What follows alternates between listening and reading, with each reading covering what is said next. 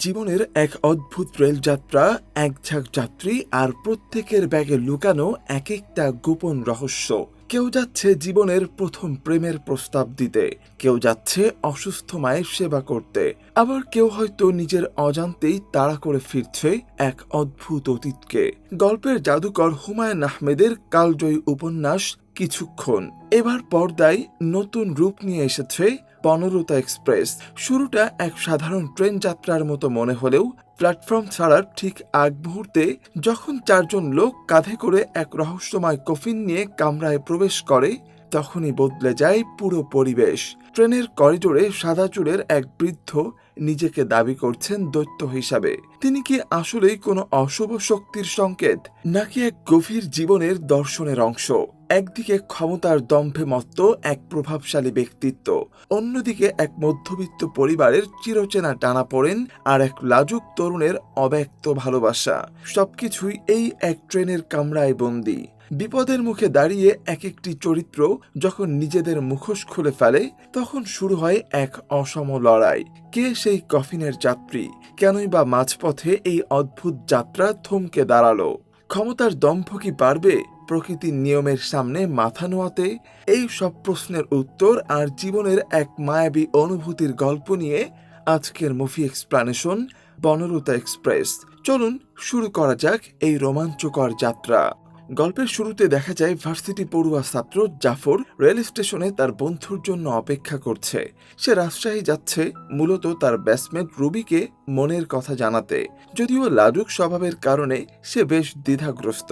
তার বন্ধু স্টেশনে এসে পৌঁছালে জাফর একবার ফিরে যাওয়ার কথা ভাবলেও বন্ধুর উৎসাহে শেষ পর্যন্ত ট্রেনের উদ্দেশ্যে রওনা হয়। এরই মধ্যে স্টেশনে সিগারেট ধরানোর চেষ্টা করতে থাকা সুদর্শন যুবক আশাবের সাথে পরিচয় হয় গোলাপি শাড়ি পরা সুন্দরী মেয়ে চিত্রার রূপে মুগ্ধ হয়ে তাকিয়ে থাকে। ট্রেনের এক অন্য কামরায় দেখা যায় এক অন্তঃসত্ত্বা স্ত্রী, বদমেজাজি স্বামী আজিজ ও তাদের ছোট্ট মেয়েকে। হুইসেল বাজলে ট্রেন ছাড়ার ঠিক আগ মুহূর্তে চারজন লোক একটি লাশের কফিন নিয়ে ট্রেনে ওঠে। অদ্ভুত বিষয় হলো সেই মৃতদেহটি নিজেই নেপথ্যে তার গল্প বলা শুরু করে। সে জানায় বেঁচে থাকতে সে সব জায়গায় দেরি করে পৌঁছাতো এবং মৃত্যুর পরেও তার সেই অভ্যাসের পরিবর্তন হয়নি। ট্রেনের সাধারণ যাত্রীদের ভিড়ে আরও আছেন স্বরাষ্ট্রমন্ত্রী, তার পরিবার, সহকারী এবং একটি ব্যান্ড দল। ট্রেন চলতে শুরু করলে চিত্রা তার প্রথম শ্রেণীর কেবিনে গিয়ে দেখে এক সাদা চুল দাড়ির বৃদ্ধ আয়েশ করে সিগারেট খাচ্ছেন। অ্যাটেন্ডেন্টকে অভিযোগ করেও লাভ হয় না, কারণ বৃদ্ধ তাকে 1000 টাকার নোট দিয়ে ম্যানেজ করে ফেলেন। বৃদ্ধের অসহ্য প্রশ্নবাণে অতিষ্ঠ চিত্রা তার নামের অর্থ নক্ষত্র হওয়া সত্ত্বেও তা চেপে যায়। ঢাকা বিশ্ববিদ্যালয়ের পদার্থবিজ্ঞানের 3য় বর্ষে পড়ুয়া চিত্রাকে দেখে বৃদ্ধ যেন জেরার মাত্রা আরও বাড়িয়ে দেন। ক্লাস খোলা থাকা সত্ত্বেও সে কেন ট্রেনের কামরায় সময় নষ্ট করছে, এই কৈফিয়ত দিতে দিতে চিত্রা এতটাই বিরক্ত হয়ে যায় যে সে তড়িঘড়ি করে কেবিন থেকে বেরিয়ে যেতে চায়। আর ঠিক তখনই সিটের সাথে সজোরে এক ধাক্কা খেয়ে সে ব্যথা পায়। অন্যদিকে ট্রেনের অন্য এক কামরায় দেখা যায় যুবক আশাবকে। তার মা একজন সাইকিয়াট্রিক পেশেন্ট হওয়ার কারণে সারাক্ষণ অবান্তর সন্দেহ করেন ছেলের শরীর থেকে কিসের দুর্গন্ধ আসছে। সে কি নেশা করছে নাকি কোনো মেয়ের পেছনে ঘুরছে? মায়ের এমন মানসিক অস্থিরতা আর বিরতিহীন অভিযোগে এক পর্যায়ে আশাবের ধৈর্যচ্যুতি ঘটে। সে রাগের মাথায় ঘোষণা দেয় যে আজ সারা রাত সে মদ খেয়ে ড্যাং ড্যাং করে নাচবে। এই জেদ নিয়ে সে কেবিন ছেড়ে বেরিয়ে পড়ে। লাঞ্চ কেবিনে চিত্রার সাথে তার দেখা হয় এবং আশাব তাকে জাদুর খেলা দেখিয়ে মুগ্ধ করে। চিত্রার সমস্যার কথা শুনে আশাব তাকে প্রস্তাব দেয় যে চিত্রা যেন তার মায়ের সাথে কেবিন অদল বদল করে থাকে। রাজি হয়ে চিত্রা যখন আশাবের মায়ের কেবিনে যায়, সেখানে শুরু হয় আরেক বিপত্তি। সাজেদা বেগম চিত্রাকে দেখা মাত্রই তার ব্যক্তিগত জীবন, বিয়ে এবং পরিবার নিয়ে প্রশ্নের পাহাড় সাজিয়ে বসেন। সাজেদা বেগম তাকে একের পর এক ব্যক্তিগত প্রশ্নে জর্জরিত করতে থাকেন। চিত্রা জানায় সে দিনাজপুরে তার অসুস্থ বড় মামার কাছে যাচ্ছে, যার হার্টের অসুখ। কিন্তু সাজেদার কৌতূহল তাতেও মেটে না। তিনি জেরা শুরু করেন, হার্টের অসুখ হলে মামা কেন দিনাজপুরে পড়ে আছেন? চিত্রা নিরুপায় হয়ে উত্তর দেয় যে সে তার মামাকে নিয়ে আসতেই সেখানে যাচ্ছে। এরপর শুরু হয় তার পরিবার নিয়ে অনুসন্ধান। চিত্রা জানায় তার বাবা মা কেউই বেঁচে নেই। বাবা ছিলেন একজন ব্যাংকার। সাজেদা এমনকি চিত্রার ঘুমের মধ্যে নাক ডাকার অভ্যাসের মতো অদ্ভুত বিষয় নিয়েও প্রশ্ন করতে ছাড়েন না। এক পর্যায়ে তিনি আবেগপ্রবণ হয়ে নিজের ছেলের বিরুদ্ধে নালিশের ঝুলি খুলে বসেন। তিনি জানান, ছোটবেলা থেকে অনেক কষ্টে ছেলেকে মানুষ করলেও এখন সে তার কোনো কথাই শোনে না। সে একজন চরম বজ্জাত, যে কিনা মদ, সিগারেট আর মেয়ে মানুষ নিয়ে ফুর্তি করে বেড়ায়। চিত্রা তাকে শান্ত করার চেষ্টা করলে বলে যে আশাব হয়তো অতটা খারাপ নন যতটা তিনি ভাবছেন। এদিকে আশাব যখন চিত্রার ছেড়ে দেয়া কেবিনের সামনে আসে, তখন রহস্যময় সে বৃদ্ধ তাকে সরাসরি প্রশ্ন করেন সে ম্যাজিশিয়ান কিনা। আশাব তার তীক্ষ্ণ পর্যবেক্ষণ ক্ষমতা দিয়ে বৃদ্ধকে অবাক করে দেয়। সে বলে দেয় যে বৃদ্ধ একজন বিশ্ববিদ্যালয়ের শিক্ষক, বর্তমানে অঙ্ক করছেন, এবং তার ব্যাগ থেকে ঝুলে থাকা পোস্টকার্ড প্রমাণ করে তিনি বিদেশ থেকে এসেছেন। বৃদ্ধ তার এই অসাধারণ ক্ষমতার প্রশংসা করলেও নিজের এক অদ্ভুত পরিচয় দেন। তিনি নিজেকে দৈত্য বলে দাবি করেন। রাত 9টা বাজতে বৃদ্ধ তার মদ্যপানের রাজকীয় আয়োজন শুরু করেন। ঝকঝকে গ্লাস, বরফের বাক্স আর ন্যাপকিন সাজিয়ে তিনি আশাবকেও পানের আমন্ত্রণ জানান। আশাব তাকে স্বাস্থ্যের দোহাই দিয়ে বাধা দিলেও বৃদ্ধ পিথাগোরাসের উপপাদ্য আর মহাবিশ্বের 4 সংখ্যার মাহাত্ম্য শুনিয়ে তাকেও এক পেগ পান করতে প্ররোচিত করেন। আশাবও যেন বৃদ্ধের দর্শনের জালে আটকে গিয়ে অনিচ্ছা সত্ত্বেও পানে যোগ দেয়। গল্পের অন্যদিকে ট্রেনের ভিআইপি বা বিশেষ কেবিনে মন্ত্রী আবুল খায়ের সাহেব ও তার স্ত্রী সুরমা একান্তে রোমান্টিক সময় কাটাচ্ছিলেন। নিঃসন্তান হওয়া সত্ত্বেও তাদের দাম্পত্য জীবনে ভালোবাসার কোনো অভাব নেই। মন্ত্রী কৌতুক করে বলেন যে লোকে তাদের জুটিকে বানরের গলায় মুক্তোর মালা বলে। ঠিক এই আনন্দঘন পরিবেশের মাঝেই ছন্দপতন ঘটে যখন মন্ত্রীর সেক্রেটারি এসে কানে কানে এক দুঃসংবাদ দিয়ে যান। মন্ত্রীর একটি কবিতার জেরে তার মন্ত্রিত্ব চলে গেছে। এই সংবাদ মুহূর্তেই ট্রেনের সাধারণ যাত্রীদের মাঝে ছড়িয়ে পড়ে, যা অনেকের কাছে অবিশ্বাস্য মনে হয়। ক্ষমতার এই আকস্মিক পতনে মন্ত্রী বিচলিত হয়ে পড়েন। এরই মধ্যে মন্ত্রী শালিকা যমুনার অহংকারী ও উদ্ধত্ত আচরণ সবার সামনে প্রকাশ পায়। ট্রেনের ভেতরে ব্যান্ড শো আর নাচের আয়োজনের সময় অসাবধানতাবশত এক অ্যাটেন্ডেন্টের হাতে থাকা জুস যমুনার দামি পোশাকে পড়ে যায়। এতে যমুনা হিতাহিত জ্ঞান হারিয়ে ফেলে লোকটিকে সবার সামনেই চড় মারে। শুধু তাই নয়, মন্ত্রী ও সুরমার বারবার নিষেধ করা সত্ত্বেও যমুনা জেদ ধরে সেই অসহায় অ্যাটেন্ডেন্টকে সবার সামনে কান ধরে উঠবস করায়। অপমানে আর কান্নায় ভেঙে পড়া সেই অ্যাটেন্ডেন্টের চলে যাওয়ার দৃশ্যটি ট্রেনের এই বিচিত্র যাত্রায় একদিকে ক্ষমতার দম্ভ আর অন্যদিকে সাধারণ মানুষের চরম লাঞ্ছনার এক বাস্তব ছবি ফুটিয়ে তোলে। গল্পের অন্য প্রান্তে এক বিরামহীন অশান্তির দৃশ্য ফুটে ওঠে। বদমেজাজি আজিজ এবং তার অন্তঃসত্ত্বা স্ত্রী আফিয়ার মধ্যে ঝগড়া যেন নিত্যদিনের সঙ্গী। তাদের এই চিৎকারে অতিষ্ঠ হয়ে ছোট্ট মেয়ে নিতু কানে হাত দিয়ে বসে থাকে। আজিজ যখন তার স্ত্রীকে কটু ভাষায় আক্রমণ করে বলেন যে তার কাজ শুধু বাচ্চা জন্ম দেওয়া, তখন সে নিতু জন্মের সময়কার গ্রামবাসীর এক কুসংস্কারের কথা তুলে ধরে। লোকে নাকি বলতো নিতুর পা হবে উল্টো। অভিমানী নিতু জেদ করে তার পা ট্রেনের আপার বাদ থেকে ঝুলিয়ে দোলাতে থাকে, কিন্তু বাবার ধমকে সে শেষ পর্যন্ত কেবিন ছেড়ে বেরিয়ে পড়ে। নিতু সারা ট্রেন ঘুরে বেড়াতে বেড়াতে পৌঁছে যায় জাফর, শাকিল আর রুবির কেবিনে। সেখানে রুবি নিবিষ্ট মনে পড়াশোনা করছে আর জাফর তার পাশে দাঁড়িয়ে আছে। রুবি যখন জাফরকে খুনসুটি করে বলে যে সে ভালো ছাত্র হয়ে সবার সিট দখল করে নেবে, তখন নিতু অবাক হয়ে তাদের এই বন্ধুত্বপূর্ণ সম্পর্ক লক্ষ্য করে। অন্যদিকে আজিজ তার মেয়েকে না পেয়ে হন্তদন্ত হয়ে সারা ট্রেন খুঁজতে শুরু করেন। এদিকে সাজেদা বেগমের পাল্লায় পড়ে চিত্রার অবস্থা একদম নাজেহাল।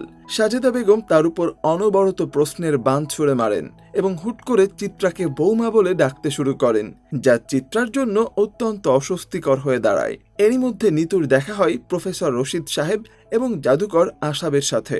আশাব সেখানে জাফরদের ম্যাজিক দেখাচ্ছিল। রশিদ সাহেব যুবকদের উদ্দেশ্যে জীবনের এক অদ্ভুত দর্শন দেন। দুটি কথা সবসময় মনে রাখতে হবে, যদিও সেই কথা দুটি কি তা তিনি নির্দিষ্ট করেন না। ঠিক সেই সময় আজিজ সেখানে পৌঁছে নিতুর কান ধরে টেনে নিয়ে যেতে থাকেন। উপস্থিত সবাই তাকে বাধা দিতে গেলে আজিজ অত্যন্ত অভদ্রভাবে তাদের আক্রমণ করেন এবং মদ্যপান ও নারী নিয়ে ভ্রমণের খোঁটা দিয়ে নিজের মেয়েকে শাসনের নামে হেনস্থা করেন। এদিকে মন্ত্রীদের কেবিনে হঠাৎ বিদ্যুৎ চলে গেলে যমুনা বুঝতে পারে এটি রেলকর্মীদের ইচ্ছাকৃত শিক্ষা। মন্ত্রী খায়ের সাহেব অনুধাবন করেন যে ক্ষমতা হারালে মানুষ কতটা অসহায় হয়ে পড়ে। তাদের ভিডিওগ্রাফার বদরুলকে রেলকর্মীদের কাছে পাঠানো হলে সে প্রায় বিপ্রস্ত অবস্থায় ফিরে আসে। কর্মীরা সাফ জানিয়ে দেয়, রানিং ট্রেনে আমরাই সরকার। ক্ষমতার এই পট পরিবর্তন যখন সবার মনে ত্রাস সৃষ্টি করছে, তখন ট্রেনটি একটি স্টেশনে থামে। আজিজ শান্ত হয়ে নিতুকে নিয়ে নিচে নামে। সেখানে এক চায়ের দোকানে বসে নিতুর অবুঝ কথাগুলো আজিজের হৃদয় স্পর্শ করে। সে নিতুকে তার ছোটবেলার এক বৃষ্টির রাতের গল্প শোনায় এবং বুঝতে পারে যে বাবা মায়ের ভালোবাসা সত্যি নিঃস্বার্থ। বাবা মায়ের এই খুনসুটির মাঝেই ট্রেন আবারও চলতে শুরু করে। অন্যদিকে রুবিদের কেবিনে এক নতুন রহস্যের উদয় হয়। চাদর জড়ানো এক মধ্যবয়স্ক ভদ্রলোক হন্তদন্ত হয়ে সবার কেবিনে একটি ছবি দেখিয়ে কাউকে খুঁজছেন। ছবিটি দেখা মাত্রই জাফর ও তার বন্ধুরা চমকে ওঠে। এটি তো চিত্রার ছবি। লোকটির দীর্ঘশ্বাসে বেরিয়ে আসে এক অজানা সত্য। তিনি জানান চিত্রা তার ভাগ্নি, যে কিনা আজ বিয়ের আসর থেকে পালিয়ে এই ট্রেনে চড়েছে। ছোটবেলা থেকে মা বাবা হারা মেয়েটিকে তারা অনেক আদর যত্ন দিয়ে বড় করেছেন। লোকটির আকুতি ভরা প্রশ্ন, তারা কি কোথাও চিত্রাকে দেখেছে? জাফররা এক কঠিন পরিস্থিতির মুখে পড়ে যায়। চিত্রার বড় চাচা যখন হন্তদন্ত হয়ে ছবি দেখিয়ে তাকে খুঁজছিলেন, তখন জাফর, শাকিল আর রুবি মিলে চিত্রার ভালোর কথা ভেবে একযোগে মিথ্যা বলে যে তারা তাকে চেনে না। কিন্তু নিয়তি ছিল অন্যরকম। তারা করিডোরে বের হতেই দেখে চিত্রার সাথে তার বড় চাচার মুখোমুখি দেখা হয়ে গেছে। চাচাকে দেখে ভয়ে চিত্রা তাকে একপাশে টেনে নিয়ে যায়। বড় চাচা জেরা শুরু করেন যে সে কি রাশেদ নামের কাউকে বিয়ে করেছে কিনা। চিত্রা বারবার অস্বীকার করে জানায় রাশেদ তাকে বিয়ে করবে না এবং তার সাথে সব সম্পর্ক শেষ। কিন্তু পরিস্থিতি আরও জটিল হয়ে ওঠে যখন সাজেদা বেগম কেবিন থেকে বেরিয়ে এসে চিত্রাকে বৌমা বলে ডাকতে শুরু করেন। বড় চাচা রেগে গিয়ে জানতে চান এই মহিলা কে এবং কেন তাকে বৌমা বলছেন। চিত্রা কোনো উত্তর দিতে না পেরে মুখে হাত দিয়ে দাঁড়িয়ে থাকে। ঠিক সেই মুহূর্তে সেখানে আশাবের প্রবেশ ঘটে। আশাব পরিস্থিতি বেগতিক দেখে সটকে পড়তে চাইলেও তার মা তাকে ধরে ফেলেন। বড় চাচা আশাবকে রাশেদ ভেবে বসেন এবং আশাব যখন বিনয়ের সাথে নিজের পরিচয় দিয়ে বলে যে সে একজন ডাক্তার, তখন বড় চাচা দারুণ খুশি হয়ে যান। তিনি ভাবেন চিত্রা হয়তো কোনো ডাক্তারকে বিয়ে করেছে। এরপর সবাই মিলে রশিদ সাহেবের কেবিনে গিয়ে গল্প শুরু করলে চিত্রা সুযোগ বুঝে আশাবকে সব সত্যি খুলে বলে। তবে এই স্বস্তির পরিবেশ বেশিক্ষণ স্থায়ী হয় না। ট্রেনের অ্যাটেন্ডেন্ট বশির হন্তদন্ত হয়ে এসে জানায় যে ৫ নম্বর কেবিনে এক মহিলার প্রসব বেদনা উঠেছে। সমস্যা হলো মহিলার স্বামী আজিজ অত্যন্ত একগুঁয়ে এবং রক্ষণশীল। সে কোনো পুরুষ ডাক্তার দিয়ে তার স্ত্রীকে স্পর্শ করতে দেবে না। পুরো ট্রেনে কোনো লেডি ডাক্তার না থাকায় পরিস্থিতি আরও ভয়াবহ হয়ে ওঠে। প্রফেসর রশিদ সাহেব লজিক দিয়ে আজিজকে বোঝাতে চাইলেও আজিজ উল্টো আশাবকে মাতাল বলে অপবাদ দেয় এবং অত্যন্ত অভদ্র আচরণ করে। উপায় না দেখে রশিদ সাহেব ভার্সিটি ছেলেদের ডেকে আজিজকে টাই দিয়ে হাত বেঁধে রাখার ব্যবস্থা করেন, যাতে অন্তত প্রসূতির প্রাণ বাঁচানো যায়। করিডোরে দাঁড়িয়ে চিত্রা লক্ষ্য করে যে আশাব প্রচণ্ড বিচলিত এবং কাঁপছে। একজন অভিজ্ঞ ডাক্তার হওয়া সত্ত্বেও কেন সে ভয় পাচ্ছে? চিত্রার এই প্রশ্নের উত্তরে আশাব তার জীবনের সবচেয়ে বড় ট্র্যাজেডিটি খুলে বলে। আশাব জানায় তার আগে একটা বিয়ে হয়েছিল। তার স্ত্রী ছিল তার মায়ের প্রিয় বন্ধুর মতো, কিন্তু সন্তান জন্ম দেওয়ার সময় আশাবের স্ত্রী ও নবজাতক সন্তান দুজনেই মারা যায়। এই চরম শোক সহ্য করতে না পেরে আশাবের মা সাজেদা বেগম তার মানসিক ভারসাম্য হারিয়ে ফেলেন এবং প্যারানয়েড সাইকিয়াট্রিক পেশেন্টে পরিণত হন। সেই থেকে তিনি যে কোনো তরুণী মেয়ে দেখলেই নিজের মৃত পুত্রবধূ ভেবে বৌমা বলে ডাকতে শুরু করেন। নিজের জীবনের এই করুণ ইতিহাস বলতে গিয়ে আশাব যেন পুনরায় সেই ভয়াবহ স্মৃতির সম্মুখীন হয়, যা তাকে মানসিকভাবে ভেঙে ফেলে। আশাবের জীবনের সেই ট্র্যাজেডি শুনে চিত্রার মন বিষাদে ভরে যায়। মায়ের এমন মানসিক অবস্থার পেছনের কারণ জানতে পেরে সে আশাবকে সাহস যোগায়। আশাব জানায় ইন্টার্নশিপের সময় প্রতিদিন অসংখ্য ডেলিভারি করানোর অভিজ্ঞতা তার আছে। এরপর রুবি, জাফর আর শাকিলকে গরম পানি ও প্রয়োজনীয় সরঞ্জাম জোগাড়ের দায়িত্ব দিয়ে আশাব আর চিত্রা আফিয়ার কেবিনে ঢোকে। অন্যদিকে ট্রেনের ভিআইপি বগিতে তখন চরম আতঙ্ক। বারবার বিদ্যুৎ চলে যাওয়ায় যমুনা ও ফয়সাল ভয়ে দিশেহারা হয়ে পড়ে। ব্যান্ড দলের পরিচালক কাউসার তার দামি বাদ্যযন্ত্র নষ্ট হওয়ার ভয়ে ট্রেন থামানোর জেদ ধরে। ফয়সাল গায়ের জোরে চেইন টানলে ট্রেনটি ভাওয়ালের জঙ্গলের মাঝখানে ক্যাস ক্যাস শব্দে দাঁড়িয়ে পড়ে। মন্ত্রী আবুল খায়ের নিজে রয়ে গেল, তার স্ত্রী সুরমা, শালিকা যমুনা এবং ব্যান্ড দল সেই ঘোর অন্ধকারে বন ঘেরা জায়গায় নেমে যায়। এদিকে কেবিনে আটকা পড়া আজিজ রাগে ফুঁসতে থাকে। তার অনুমতি ছাড়া পুরুষ ডাক্তার তার স্ত্রীকে দেখছে, এটা সে মানতে পারছিল না। অবশেষে রশিদ সাহেবের অনুমতিতে নিতু তার বাবার হাতের বাঁধন খুলে দিলে আজিজ দৌড়ে গিয়ে আফিয়ার দরজায় ধাক্কা দিতে শুরু করে। এরই মধ্যে পকেটমার শাহ আলমের কাছ থেকে উদ্ধার হওয়া ব্লেড নিয়ে আশাব সফলভাবে একটি ফুটফুটে কন্যা সন্তানের জন্ম দেয়। করিডোরে দাঁড়িয়ে আজিজ যখন তার নবজাতক মেয়ের কানে আজান দিচ্ছিল, তখন এক স্বর্গীয় পরিবেশ তৈরি হয়। চিত্রা এই সুযোগে তার বড় চাচাকে সব সত্যি খুলে বলে যে সে আসলে বিবাহিত নয়। কিন্তু খুশির এই রেশ দীর্ঘস্থায়ী হয় না। প্রসূতি আফিয়ার রক্তক্ষরণ বন্ধ না হওয়ায় আশাব জানায় তাকে দ্রুত হাসপাতালে নিতে হবে, কিন্তু ইঞ্জিনের ত্রুটির কারণে উদ্ধারকারী ট্রেন আসতে আরও কয়েক ঘন্টা সময় লাগবে। বনের মাঝে আটকা পড়া এই ট্রেন থেকে একমাত্র হেলিকপ্টারই পারে আফিয়ার প্রাণ বাঁচাতে। আর সেই হেলিকপ্টার ডাকার ক্ষমতা আছে কেবল ভিআইপি বগিতে থাকা সাবেক স্বরাষ্ট্রমন্ত্রী আবুল খায়েরের। প্রফেসর রশিদ সাহেব দ্রুত মন্ত্রীর কামরার দিকে ছোটেন। ওদিকে মন্ত্রী খায়ের সাহেব স্মৃতির সাগরে ডুবে আছেন। তার মনে পড়ছে ছোটবেলার আক্কাস মাস্টারের কথা, যিনি সত্য বলার অপরাধে চোর অপবাদ নিয়ে স্কুল ছেড়েছিলেন। খায়ের সাহেব অনুধাবন করেন যে তার বাবার দোয়া সত্ত্বেও তার অন্তরে সেই শৈশবের মায়া আর অবশিষ্ট নেই। তিনি এখন এক কঠোর ও দুষ্টু মানুষ হিসাবে পরিচিত। ঠিক সেই মুহূর্তে রশিদ সাহেব কামরায় ঢুকে এক মুমূর্ষু যাত্রীর প্রাণ বাঁচাতে হেলিকপ্টার ডাকার আকুতি জানান। আফিয়ার সন্তান প্রসবের পর প্রচণ্ড রক্তক্ষরণে পরিস্থিতি যখন জীবন মরণ সন্ধিক্ষণে, ঠিক তখন প্রফেসর রশিদ উদ্দিন ছুটে যান ভিআইপি কামরায় থাকা আবুল খায়ের সাহেবের কাছে। তিনি অত্যন্ত বিনয়ের সাথে মন্ত্রীকে অনুরোধ করেন তার ক্ষমতার প্রভাব খাটিয়ে অন্তত একটি হেলিকপ্টারের ব্যবস্থা করতে। কিন্তু ক্ষমতা হারানো মন্ত্রী তখন চরম নিষ্ঠুর ও বিদ্রুপাত্মক আচরণ শুরু করেন। তিনি ব্যঙ্গ করে বলেন যে মন্ত্রীদের হাতে কোনো আলাদিনের চেরাগ থাকে না, যে ঘষা দিলেই ম্যাজিক কার্পেট চলে আসবে। প্রফেসর রশিদ উদ্দিন তখন নিজের পরিচয় দেন। তিনি আমেরিকার কর্নেল ইউনিভার্সিটির গণিতের একজন জগৎ বিখ্যাত অধ্যাপক। তিনি মন্ত্রীকে বোঝানোর চেষ্টা করেন যে একটি কল করলেই ঢাকা থেকে 10 মিনিটে হেলিকপ্টার চলে আসা সম্ভব। কিন্তু খায়ের সাহেবের মন গলে না। ক্ষোভে ও চরম বিরক্তিতে প্রফেসর রশিদ উদ্দিন তখন মন্ত্রীকে এক জঘন্য ও অদ্ভুত গালি দিয়ে বসেন। তিনি তাকে 3 দিনের বাসি ও পচা গু খাওয়ার কথা বলেন। মন্ত্রীকে হতভম্ব করে দিয়ে রশিদ উদ্দিন বেরিয়ে যাওয়ার পর মন্ত্রীর স্ত্রী সুরমা বেগম ফোন করেন। বনের অন্ধকারে থাকা সুরমা জানান যে তিনি প্রধানমন্ত্রীর সাথে কথা বলে খায়ের সাহেবের পদত্যাগ গৃহীত হওয়া আটকে দিয়েছেন। সুরমা আরও প্রকাশ করেন যে ট্রেনের ইঞ্জিন আসলে নষ্ট হয়নি, রাজনৈতিক কারণে রেলমন্ত্রীর নির্দেশে এটি থামিয়ে রাখা হয়েছিল। সুরমা তার স্বামীকে মনে করিয়ে দেন যে এককালে তিনি জনগণের কথা ভাবলেও এখন শুধু নিজেকে নিয়েই ব্যস্ত। ভোরের আলো ফুটতেই আকাশে হেলিকপ্টারের শব্দ শোনা যায় এবং আফিয়া ও তার নবজাতক মেয়েকে উদ্ধার করা হয়।